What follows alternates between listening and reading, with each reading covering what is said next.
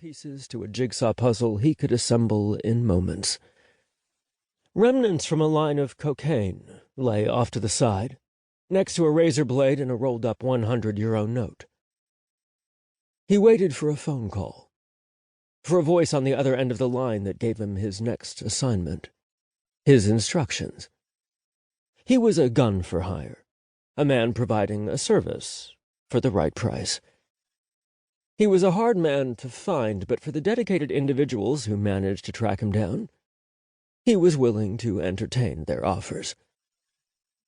Like many others in his line of work, he'd done time in the Russian military, worked his way through the ranks, rising from the dog-shit life of a basic enlistee to a marginally better-off non-commissioned officer.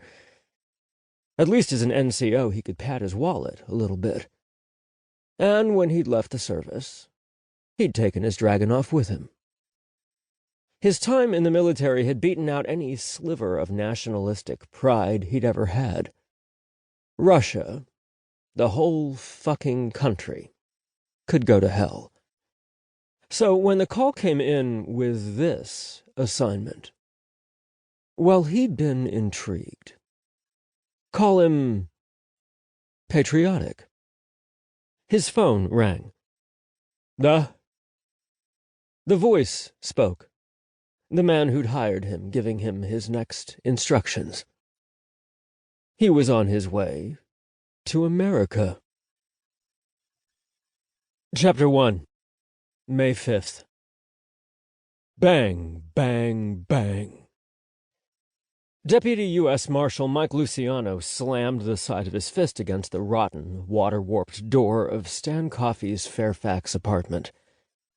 The cheap wood rattled against the door bolt, gaping wide at the base.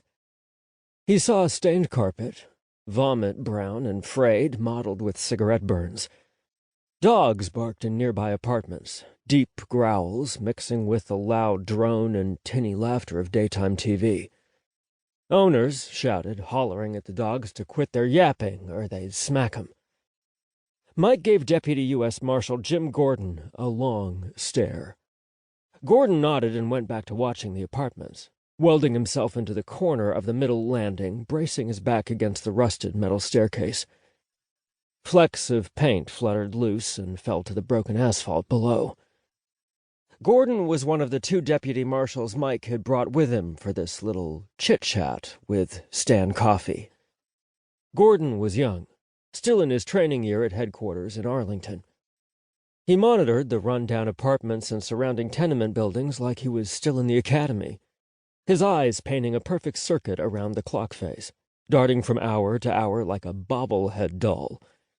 Jeff Silver, the other deputy marshal, watched over both Mike and Gordon, waiting to back up either, or both if needed. He shouldn't have to. This was just going to be a simple chit-chat.